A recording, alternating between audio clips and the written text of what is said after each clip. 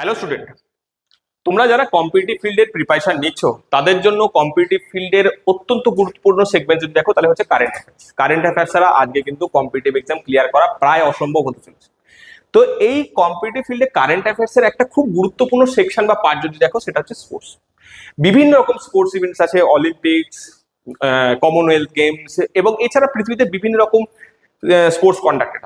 তার মধ্যে আজকে আমরা খুবই গুরুত্বপূর্ণ একটা স্পোর্টস ইভেন্ট নিয়ে স্টাডি করব, এটাকে কমপ্লিটলি অ্যানালিসিস করব। শুধু যে এটার ব্যাপারে আমরা মেডেলস, ভারতবর্ষ কি স্থান করেছে, কি কি মেডেলস পেয়েছে সেগুলো যদি আলোচনা করব তা না, তার সাথে সাথে আমরা আলোচনা করব এর হিস্ট্রি, অরিজিন, গেমটা স্টার্ট কেন হয়েছিল, তার সমস্ত ব্যাকগ্রাউন্ড সম্পর্কে। এবং বলতে পারো কমনওয়েলথ গেম নিয়ে একদম কমপ্লিট ফুল ডিসকাশন কিন্তু তোমরা এখানে এই ভিডিওটার মধ্যে। তো আমি চাইবো তোমরা এই ভিডিওটাকে স্টার্ট টু এন্ড খুব ভালো করে ফলো করো। তো চলো সময় নষ্ট না করে আমরা আমাদের ক্লাসে স্টার্ট করি। আজকের ক্লাসে আমরা যে টপিকটা আলোচনা করবো দ্যাট ইজ কমনওয়েলথ। তাহলে তোমরা রিসেন্টলি জানো যে আমাদের 23 তারিখ থেকে শুরু করে আমাদের 2 আগস্ট পর্যন্ত এই কমনওয়েলথ গেম কিন্তু কন্ডাক্টেড হয়েছে। স্পেসিফিকলি এটা কন্ডাক্টেড যদি দেখো তাহলে হচ্ছে স্কটল্যান্ডে এটা কন্ডাক্টেড হয়েছে। এবং এখানে ভারতবর্ষ কিন্তু একটা গুরুত্বপূর্ণ পজিশন নিয়েছে, বলতে পারো ভারতবর্ষ মেডেলস এর দিক থেকে 4th পজিশন হোল্ড করেছে। তো আজকে আমরা সেই স্টাডি তো করবোই, মেডেল ভারতবর্ষ কোন কোন ক্ষেত্রে কি কি মেডেলস পেয়েছে সেটা তো আমরা স্টাডি করবোই। সঙ্গে আজকে আমরা যে জিনিসটা স্টাডি করবো এই কমনওয়েলথ গেম অ্যাকচুয়ালি জিনিসটা কি, এবং কমনওয়েলথ গেম জিনিসটার সাথে সাথে দেখবো যে অ্যাকচুয়ালি এর অরিজিনেশন কেন হয়েছিল, কমনওয়েলথ গেমটাকে স্টার্ট কেন হয়েছিল। দেখো Commonwealth game is an international multi sports event. বলতে পারো যে কমনওয়েলথ গেম এমন একটা গেম ইভেন্ট যেখানে বিভিন্ন ধরনের স্পোর্টসকে অ্যাকুমুলেট করা হয়, এক জায়গায় করা হয় এবং সেটাকে পারফর্ম করা হয়। যেমন অলিম্পিক তেমনই একটা গেম, কিন্তু শুধু যদি দেখো অলিম্পিকের থেকে তার ভার্সন একটু ছোট, তার থেকে একটু ছোট। কন্ডাকশন কবে কবে কন্ডাক্টেড হয় বলতে পারো প্রতি 4 বছরে, যেমন আমাদের ফুটবল ওয়ার্ল্ড কাপ কন্ডাক্টেড হয় প্রতি 4 বছর অন্তর, তেমনি হচ্ছে কমনওয়েলথ গেমও কিন্তু প্রতি 4 বছর অন্তর কন্ডাক্ট করে। তো কারা এতে পার্টিসিপেট করতে পারে? গোটা পৃথিবীর সমস্ত দেশ কি পার্টিসিপেট করতে পারে? না, এখানে তারাই পার্টিসিপেট করতে পারে যারা কমনওয়েলথ নেশনস এর পার্ট। এবার প্রশ্ন আসছে হোয়াট ইজ কমনওয়েলথ নেশন? এই কমনওয়েলথ নেশনস বলতে তুমি কাদেরকে বোঝাও? কমনওয়েলথ নেশনস বলতে সেই সমস্ত নেশনস গুলোর কথা বলা আছে যারা কোনো না কোনো সময় ব্রিটিশ কলোনির পার্ট বা ব্রিটিশ কলোনাইজেশনের আন্ডারে ছিল, সেই সমস্ত দেশগুলোকে কিন্তু এখানে কমনওয়েলথ গেম বলা হচ্ছে। তো এই গেমটা যদি দেখো ইনিশিয়ালি স্টার্ট হয়েছিল কবে? 1930 হ্যামিল্টন কানাডায় কিন্তু প্রথম এই গেমটা স্টার্ট করা হয়। পরবর্তীকালে যদি দেখো, আচ্ছা এই গেমটা তখন নাম ছিল কি? তখন নাম ছিল ব্রিটিশ এম্পায়ার গেম। পরবর্তীকালে এই গেমটা তার ফরমেশন বা রিফর্মস আসে এবং আস্তে আস্তে কিন্তু যদি দেখো সেটার বর্তমান নাম যে কমনওয়েলথ গেম, সেই কমনওয়েলথ গেমের নাম কিন্তু আসে। তো এবার তোমাদের পরীক্ষায় যে জিনিসগুলো জিজ্ঞেস করা হবে সব থেকে ফার্স্ট যে জিনিসটা থাকে, কমনওয়েলথ নেশন কি গোটা পৃথিবীর? তাহলে সবাই পড়ছে? না, সবাই পড়ছে না। কারা কারা পড়ছে? মনে রাখবে কমনওয়েলথ গেমসে তারাই পার্টিসিপেট করতে পারবে যারা কোনো না কোনো সময় ব্রিটিশ কলোনাইজেশনের পার্ট ছিল। এবার এবছর তোমাদের যে জিনিসটা প্রশ্ন আসবে অ্যাকচুয়ালি কোথায় এটা কন্ডাক্টেড হয়েছিল সব থেকে ফার্স্ট। বর্তমানে এবছর যদি দেখি তাহলে এবছর হচ্ছে আমাদের গ্লাসগো স্কটল্যান্ডে এটা কন্ডাক্টেড হয়েছে। সেকেন্ড যে প্রশ্নটা তোমাদের আসতে পারে, প্রত্যেক বছর যখন এই কমনওয়েলথ গেম কন্ডাক্টেড হয় তার একটা আইকন বা ম্যাসকট আমরা কিন্তু সিলেক্ট করে থাকি। তো এবছরের ম্যাসকট যদি দেখো, এবছরের ম্যাসকট একটা ইউনিকর্ন কে আমরা ম্যাসকট হিসাবে নিয়েছি, দ্যাট ইজ ফিনি। ভেরি ভেরি ইম্পর্টেন্ট, প্রত্যেকবার এই ম্যাসকট নিয়ে কিন্তু পরীক্ষায় কোশ্চেন আসে। যারা যারা কম্পিটিটিভ ফিল্ডে স্পোর্টস রিলেটেড কোশ্চেন গুলো ফলো রাখো তারা দেখবে এই ম্যাসকট কিন্তু বারবার কোশ্চেন এসেছে। তো তোমাদের কিন্তু এই জিনিসটা কোনো না কোনো পরীক্ষা তোমরা এবার পাবেই, দ্যাট ইজ ফিনি। তো মনে রাখবে এটা কি, এটা একটা ইউনিকর্ন এবং এর নাম দেওয়া হয়েছে ফিনি। এবার আসি হচ্ছে এই কমনওয়েলথ গেমের কিছু হিস্ট্রি। মেনলি যদি দেখো এই কমনওয়েলথ গেম স্টার্ট হয়েছিল আমরা বললাম 1930। তো কেন কন্ডাক্ট করা হয়েছিল? মেনলি যদি দেখো ব্রিটিশ এম্পায়ারের ভিতরে একটা ইউনিটি আনার জন্য কিন্তু এই জিনিসটাকে স্টার্ট করা হয়েছিল, বা বলতে পারো একটা ফ্রেন্ডলি অ্যাটমসফিয়ার তৈরি করার জন্য এটা স্টার্ট করা হয়েছিল। 1930-তে ব্রিটিশ কমনওয়েলথ গেম যদি বলতে পারো তাহলে কানাডায় প্রথম স্টার্ট করা হয়। এর মেন অবজেক্টিভ ফ্রেন্ডলি গেম হিসাবে এটাকে দেখা হয়। বিভিন্ন কমনওয়েলথ নেশনস গুলো তারা এক জায়গায় আসতো, তাদের ভেতর বিভিন্ন রকমের স্পোর্ট কন্ডাক্টেড হতো এবং সেখান থেকে বিভিন্ন রকম প্রাইজ ডিস্ট্রিবিউশন হতো। কিন্তু পরবর্তীকালে সময়ের সাথে সাথে এই জিনিসটা চেঞ্জ হতে থাকে। প্রথমে ব্রিটিশ এম্পায়ারের গেমস হিসাবে পরিচিত ছিল, তারপর এটা চেঞ্জ হতে হতে দেখো British Empire and Commonwealth Games হিসাবে আসে 1950-1960 দিকে। তারপর এটা চেঞ্জ হয়ে আসে ব্রিটিশ কমনওয়েলথ গেম 1960 থেকে 1970 পর্যন্ত এই নামে চলে। কিন্তু 1970 পর যদি দেখো বেশিরভাগ কমনওয়েলথ নেশনগুলো কিন্তু আর ব্রিটিশ এম্পায়ার বা ব্রিটিশ শাসনের অধীনে কিন্তু থাকেনি, তারা কিন্তু ফ্রি হয়ে গেছে। তাহলে কি তাদেরকে আর ব্রিটিশের অধীনে মানা যাবে? মানা যাবে না, তারা সমস্ত স্বাধীন হয়ে গেছে। তো তারা সবার অবজেকশন ছিল যে এই যে ব্রিটিশ কমনওয়েলথ গেমটার নাম। তো পরবর্তীকালে ব্রিটিশ নামটাকে এলিমিনেট করে দেওয়া হয় এবং গেমটার নাম কন্টিনিউ থাকে এবং গেমটা কন্টিনিউ থাকে as a name of Commonwealth game. তো মনে রাখবেন 1978 থেকে কিন্তু আমাদের কমনওয়েলথ গেম নামে পরিচিত, তার আগে কিন্তু এর নাম আলাদা ছিল। এবার এবছরে কমনওয়েলথ গেম যদি দেখো, কমনওয়েলথ গেম নিয়ে অনেক কন্ট্রোভার্সিস হয়েছে, সেই সমস্ত কন্ট্রোভার্সিস গুলো আমরা স্টাডি করবো। আচ্ছা, আরেকটা জিনিস জেনে রাখো যে এই কমনওয়েলথ গেম কার দ্বারা গভর্ন হয় বাই কমনওয়েলথ স্পোর্টস এবং কমনওয়েলথ গেম ফেডারেশনের দ্বারা কিন্তু এটা অপারেটেড হয়। এবার প্রশ্ন আসছে, এবারে যে কন্ট্রোভার্সিস গুলো হয়েছে সেই কন্ট্রোভার্সিস গুলো কি? প্রথম কথা যদি দেখা যায়, নর্মালি কমনওয়েলথ গেমে মোটামুটি ভাবে 19 থেকে 20টা স্পোর্টস ইভেন্ট কন্ডাক্টেড থাকে, মানে 19 থেকে 20 রকমের খেলা থাকে এবং 19 থেকে 20 রকমের খেলার বিভিন্ন রকম ইভেন্টস থাকে, কোনোটা সিঙ্গেল, ডবল, এইভাবে এগুলো অ্যারেঞ্জ হতে হতে যদি দেখো টোটাল 280-র কাছাকাছি ইভেন্টস হয়। মানে sports, number of sports type যদি দেখো, যেমন অ্যাথলিটের ভেতর জাম্প আছে, লং জাম্প আছে, বিভিন্ন রকম দৌড় আছে, তো একটা অ্যাথলিট সেকশনের ভেতরে এতগুলো ভাগ আছে। তো তেমনি হচ্ছে এরকম 19 থেকে 20 রকমের খেলা থাকতো, 19 থেকে 20 রকমের সমস্ত খেলা মিলিয়ে 280 রকম ইভেন্ট হতো। কিন্তু এবছর যখন আমরা দেখলাম, এবছর মাত্র সেখানে 10টা ধরনের স্পোর্টস সেখানে কন্ডাক্টেড করা হয়েছে। তো এটা একটা বড় প্রশ্ন আসতে পারে যে এটা কি কারণে হয়েছিল। সেকেন্ড যে জিনিসটা আসছে সেই জিনিসটা হচ্ছে কেন করা হলো, এটা তো প্রশ্ন বটেই। সেকেন্ড, আমরা যেটা দেখি যে ইনিশিয়ালি এবছর যে কমনওয়েলথ গেম কন্ডাক্টেড হয়েছে সেটা কিন্তু কন্ডাক্ট করার কথা ছিল অস্ট্রেলিয়া, এবং অস্ট্রেলিয়ার একটা শহর দ্যাট ইজ ভিক্টোরিয়া, কিন্তু কোনো না কোনো কারণে সেই ভিক্টোরিয়া কিন্তু সেটা কন্ডাক্ট করা পসিবল হয়নি। কেন পসিবল হয়নি চলো আমরা দেখি। ইনিশিয়াল ক্ষেত্রে যদি দেখো, এটা পসিবল না হওয়ার কারণ প্রথমত যে অস্ট্রেলিয়ার ডিসিশন, অস্ট্রেলিয়া কি করে, অস্ট্রেলিয়া জুলাই 2023 জুলাই 23 ডিসিশন নেয় যে সে কিন্তু এই কমনওয়েলথ গেমকে কিন্তু আর কন্ডাক্ট করতে পারবে না। কেন করতে পারবে না? কারণ ইনিশিয়াল ক্ষেত্রে যখন এই কমনওয়েলথ গেমের হোস্টিংটা অস্ট্রেলিয়াকে দেওয়া হয়েছিল, তখন অস্ট্রেলিয়া এস্টিমেট করেছিল যে এই পুরো খেলাটাকে কন্ডাক্ট করতে তার 2.6 বিলিয়ন ইউএস ডলারের কাছাকাছি খরচ হবে। কিন্তু প্র্যাকটিক্যালি যখন সেটাকে স্টাডি করা শুরু হয় এবং সে এস্টিমেট করে, দেখা যায় সেই খরচটা গিয়ে দাঁড়াচ্ছে হচ্ছে প্রায় $7 বিলিয়ন কাছাকাছি। তাহলে বলতে পারো যে প্রায় নাই নাই করে যদি দেখো প্রায় ডবল, প্রায় ট্রিপলের কাছাকাছি টাকার অ্যামাউন্ট চলে যায়। তখন অস্ট্রেলিয়া বলে যে এই আর্থিক পরিস্থিতিতে কিন্তু তার পক্ষে এখন এই গেমটা কন্ডাক্ট করা পসিবল হবে না। তার মানে ভাবো, অস্ট্রেলিয়া কিন্তু বলে দিয়েছিল আমি কন্ডাক্ট করবো, কিন্তু লাস্ট মুহূর্তে বা 2023 এসে সে বলছে আমি কিন্তু আর কন্ডাক্ট করতে পারবো না। এবার কমনওয়েলথ গেম কি করবে? কমনওয়েলথ গেম তখন কি বললো যে তুমি যখন এটা স্বীকার করেছিলে যে কন্ডাক্ট করবে, কিন্তু এখন তুমি এখান থেকে পিছোচ্ছ, সেহেতু তোমাকে কি করতে হবে, তোমাকে একটা পেনাল্টি দিতে হবে। কত পেনাল্টি? ভিক্টোরিয়া গভর্নমেন্টের উপর যদি দেখো বা অস্ট্রেলিয়া গভর্নমেন্টের উপর অ্যাপ্রক্স $243 মিলিয়ন একটা পেনাল্টি দেওয়া হয়, বা বলতে পারো ভর্তুকি তাকে দিতে হয়, যেহেতু সে প্রথমে কন্ডাক্ট করাবে বলেছিল কিন্তু এখন আর সে কন্ডাক্ট করাতে পারছে না।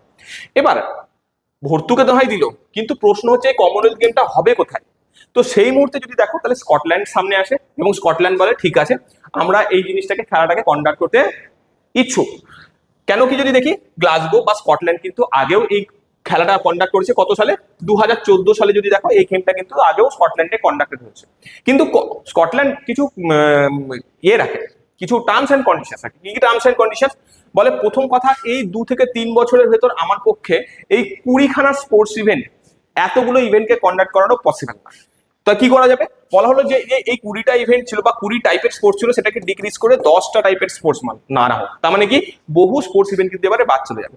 তো স্কটল্যান্ড কি বললো যে আমি 10টার বেশি স্পোর্টস টাইপ আমি এখানে কিন্তু অ্যারেঞ্জ করতে পারবো না। অ্যান্ড সেকেন্ড কি বলা হলো? সেকেন্ড বলা হলো 2014 সালে যখন স্কটল্যান্ডে কমনওয়েলথ গেম অর্গানাইজ হয়েছিল, তখন যে স্টেডিয়ামগুলোকে ইউজ করা হয়েছিল সেই স্টেডিয়ামগুলোকে কিন্তু ইউজ করা হবে, তার পক্ষে এই 2 থেকে 3 বছরের নতুন স্টেডিয়াম বানানো পসিবল না।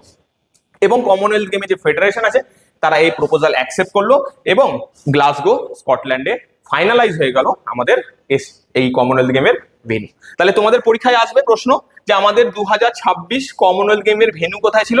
That is Glasgow. কোন দেশের ভেতর? স্কটল্যান্ডে। এটা কিন্তু পরীক্ষায় আসবে। এবার আসি হচ্ছে কোন কোন মেন স্পোর্টস ইভেন্টস গুলো বাদ গেছে। দেখো এখানে যে সমস্ত স্পোর্টস ইভেন্ট গুলো দেওয়া আছে সেই সমস্ত স্পোর্টস ইভেন্টস গুলোকে কন্ডাক্ট করতে হিউজ অ্যামাউন্ট অফ জায়গা লাগে। যেগুলো আউটডোর স্পোর্টস এবং বেশি পরিমাণ জায়গা লাগে সেগুলোকেই বাদ দেওয়া হয়েছে। 2-1টা ইভেন্ট আছে যেমন রেসলিং, তারপর হচ্ছে স্কোয়াশ, টেবিল টেনিস, এই 2-4টে আইটেম বাদে বাকি যে স্পোর্টস গুলো কথা বলা আছে সেগুলোর জন্য কিন্তু বড় জায়গা এবং স্টেডিয়াম লাগে। তো এই যে স্পোর্টস গুলো আছে সমস্ত স্পোর্টস গুলোকে কিন্তু বাদ দেওয়া হবে। Hockey, cricket, wrestling, rugby, badminton, squash, table tennis, এই সমস্ত যদি দেখো ট্রায়াথলন, এগুলো কিন্তু সবই কিন্তু বাদ দেওয়া হয়। তাহলে অবভিয়াসলি 2022-এ যখন লাস্ট কন্ডাক্টেড হয়েছে সেখানে যে নাম্বার অফ ইভেন্টস থাকবে এবছর তার থেকে ইভেন্টস কম হবে না বেশি হবে? অবভিয়াসলি কম হবে। তাহলে নাম্বার অফ মেডেলস কি হবে? কম হবে না বেশি হবে? কম হবে। তো প্রিভিয়াস ইয়ারে যদি দেখি ভারতবর্ষ প্রায় 100-র কাছাকাছি মেডেলস পেয়েছিল, কিন্তু এবছর ভারতবর্ষের মেডেল সংখ্যা কি কম হবে না? ইভেন্টসও যেহেতু কম সেহেতু এবারে কিন্তু নাম্বার অফ মেডেলসও কিন্তু সংখ্যায় অনেক কম হবে। প্রথম কথা হচ্ছে ইন্ডিয়া যখন পার্টিসিপেট করে তখন যদি দেখো তাহলে নাম্বার অফ ক্যান্ডিডেটস প্রশ্ন আছে যে কতজন পার্টিসিপেন্টস ইন্ডিয়ার তরফ থেকে সেখানে পাঠানো হয়েছিল। তো প্রশ্ন আসতেই পারে, তোমরা মনে রাখবে এবছর টোটাল 122 জন পার্টিসিপেন্টস কিন্তু এখানে পাঠানো হয়েছিল। সেকেন্ড যেটা প্রশ্ন করা হয় সেটা হচ্ছে যখন এই কমনওয়েলথ গেমসের ওপেনিং সেরিমনিজ হয়, সেই সেরিমনিজে একজন থাকে যে প্রত্যেকটা দেশের ফ্ল্যাগকে রিপ্রেজেন্ট করে বা ফ্ল্যাগকে বেয়ার করে থাকে। তো ভারতবর্ষ এবার কাকে ফ্ল্যাগ বেয়ারার হিসেবে কনসিডার করেছিল? That is Mirabai Chanu. Very very important, এই নামটা তোমরা পরীক্ষায় পাবেই, ধরে রাখো। মীরাবাই চানুকে কেন এত ইম্পর্টেন্স দেওয়া আছে? কারণ লাস্ট দুটো কমনওয়েলথ গেম আমরা যদি দেখি সেটা হচ্ছে 2018 আর 2022, এই দুটোতেই কিন্তু কমনওয়েলথ গেমে তিনি গোল্ড নিয়ে এসেছেন। তাহলে অলরেডি কিন্তু তিনি দুটো গোল্ড ধরে আছেন, সেই জন্য তাকে প্রায়োরিটি তো দেওয়া হয়েছে। সঙ্গে যদি দেখো অলিম্পিকে যদি দেখো সেখানেও তার সিলভার আছে। তাহলে খুবই পরিচিত এবং দেশের মান তিনি সবসময় উঁচু করেছেন। তো তাকে কিন্তু এই অপরচুনিটি দেওয়া হয়েছিল ভারতবর্ষের ফ্ল্যাগকে বেয়ার করা। এছাড়াও ফ্ল্যাগ তো বেয়ার করলেনি, এ বছরে যদি দেখা যায় তিনি কিন্তু আবার গোল্ড নিয়ে আসছেন। তাহলে কনসিকিউটিভ 3 বছর ধরে কিন্তু তিনি গোল্ড নিয়ে আসছেন। এবার কিন্তু তার হ্যাট্রিক হয়ে গেল, যেখানে তিনি এবছরও গোল্ড নিয়ে এসেছেন। তাহলে আমরা পড়বো মীরাবাই চানুর ব্যাপারে, ভেরি ভেরি ইম্পর্টেন্ট নিউজ থাকবে এখান থেকে। তোমরা আশা করি সমস্ত জিনিসগুলো ক্লিয়ার করে নিয়েছো। এবার আসছে হচ্ছে আমাদের টোটাল মেডেল ট্যালিজ। মেডেল ট্যালিজ গুলোতে যদি দেখি তাহলে আমাদের টপ 5 কান্ট্রি যদি আমরা দেখি তাহলে সব থেকে উপরে অস্ট্রেলিয়া আছে, এবং অস্ট্রেলিয়ার যদি দেখো টোটাল 171 মেডেলস কিন্তু সে অ্যাচিভ করেছে। তার ভেতর তার নাম্বার অফ গোল্ডস যদি দেখো 70 গোল্ডস। সেকেন্ড পজিশনে ইংল্যান্ড, যে টোটাল 110টা মেডেল পেয়েছে। থার্ড পজিশনে কানাডা উইথ 63 মেডেলস, এবং ফোর্থ পজিশনে হচ্ছে আমাদের দেশ উইথ 39 মেডেলস। এই 39টা মেডেলের ভেতর যদি দেখো তাহলে আমরা 13টা গোল্ড পেয়েছি, আমরা টোটাল 17টা সিলভার পেয়েছি এবং 9টা ব্রোঞ্জ পেয়েছি। এবং ফিফথ পজিশনে হচ্ছে স্কটল্যান্ড আছে উইথ 39 মেডেলস। কিন্তু তাকে কেন রাখা হয়েছে? কারণ কি নাম্বার অফ সিলভার মেডেলস যদি দেখো তাহলে আমাদের কিন্তু সংখ্যায় বেশি আছে। তো গোল্ড দুজনেরই সিমিলার, কিন্তু সিলভারের সংখ্যা বেশি থাকার জন্য আমাদের কিন্তু ফোর্থ পজিশন দেওয়া হচ্ছে। তাহলে ক্লিয়ার হলো? এটা কিন্তু তোমাদের পরীক্ষায় আসবে যে ভারতবর্ষের টোটাল নাম্বার অফ মেডেলস কত, সেটা হচ্ছে 39। এর ভেতর থেকে গোল্ডস কতগুলো? 13টা, সিলভার কতগুলো? 17টা, ব্রোঞ্জ কতগুলো? 9টা। এবার চলো ইন্ডিভিজুয়ালি প্রত্যেকটা ডিভিশনকে আমরা ছোট ছোট করে দেখি এবং তার ভেতর থেকে গুরুত্বপূর্ণ জিনিসগুলোকে আলোচনা করি। সব থেকে ফার্স্টে আমরা গোল্ড মেডেল যদি দেখি তাহলে গোল্ড মেডেল কোন কোন সেগমেন্টসে পেয়েছে। সব থেকে ফার্স্টে বললাম মীরাবাই চানু, ওয়েট লিফটিং ওমেন্স 48 কেজিতে তিনি গোল্ড নিয়েছেন এবং এটা তার কনজিকিউটিভ থার্ড গোল্ড কিন্তু হয়ে গেল কমনওয়েলথ।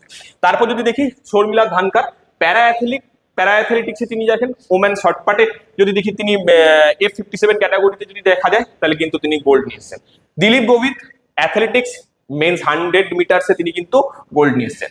তারপর হচ্ছে Asmita De judo, very very important, Tripura মে খুবই নাম করেছে অস্মিতা দে জুডোতে ওমেন্স 48 কেজিতে কিন্তু প্রাইজ নিয়ে এসেছে। এটা বলতে পারো যে ভারতবর্ষ এখন এমন এমন স্পোর্টস ইভেন্টে প্রাইজ নিয়ে আসছে যেটা খুবই দুর্দান্ত। এবং এই স্পোর্টস ইভেন্টকে যখন আমরা স্টাডি করি তখন দেখতে পাবো এবার যে মেয়েরা অসাধারণ পারফরমেন্স করেছে এবং মেয়েরা কিন্তু বলতে পারো ভারতবর্ষে প্রচুর গোল্ডস অ্যান্ড সিলভার্স নিয়ে এসেছে। তো ভারতবর্ষে এবারে কিন্তু আমরা অ্যাকচুয়ালি আমাদের যে মেডেল ট্যালি আছে সেটাতে কিন্তু ওমেন এম্পাওয়ারমেন্টকে আমরা খুব ভালোভাবে অবজার্ভ করতে পারি।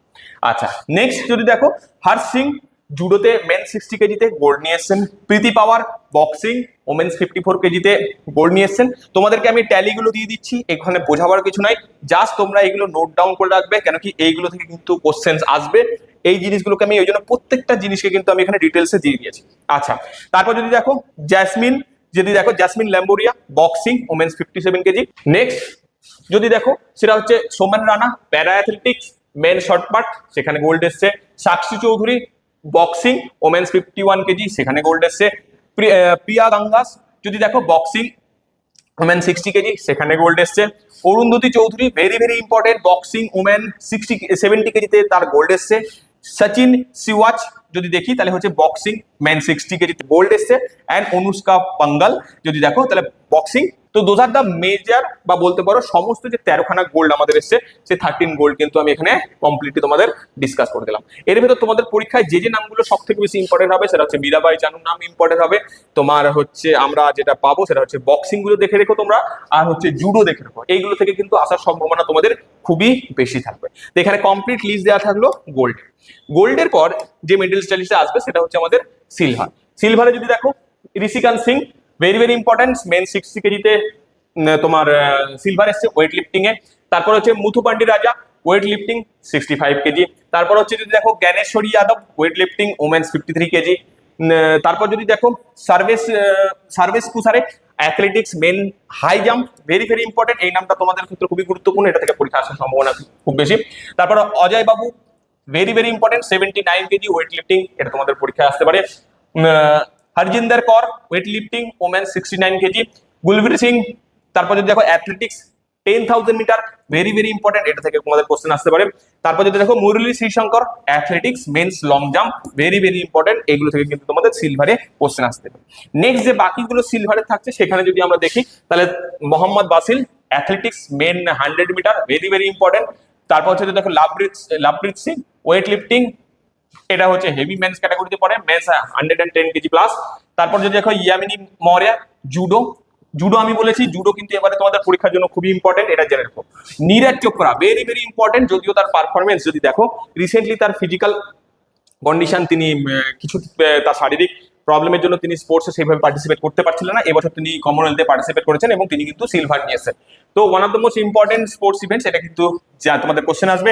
নীরজ চোপড়া জ্যাভলিন থ্রো, আমরা সবাই জানি এটা অ্যাথলেটিক্সে পার্ট পড়ে এবং এখানে তিনি সিলভার নিয়ে এসেছেন। তারপর যদি দেখেন প্রবীণ চিত্রভেল অ্যাথলেটিক্স মেন্স ট্রিপল জাম্প, এটা কিন্তু তিনি প্রাইজ নিয়ে এসেছেন সিলভার।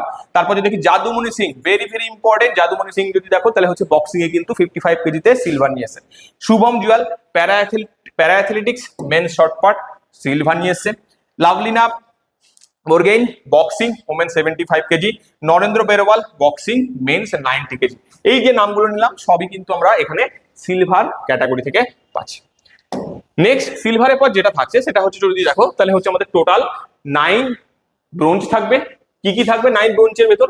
জান্ডু কুমার পাওয়ার লিফটিং, তারপর যদি দেখো বিন্দারানী দেবী ওয়েট লিফটিং, শিল্পা সাহেল অ্যাথলিট, সীমা কালিরামানা অ্যাথলিটস, তারপর যদি দেখো তেজস্বিন শঙ্কর অ্যাথলেটিক্স, তারপর যদি দেখো যশবীর সিং অ্যাথলেটিক্স, তারপর যদি দেখো সেলভা প্রভু that is athletics, Unnati Sharma judo, judo সবসময় ইম্পর্টেন্ট, আর একটা হচ্ছে গুলবীর সিং অ্যাথলেটিক্স।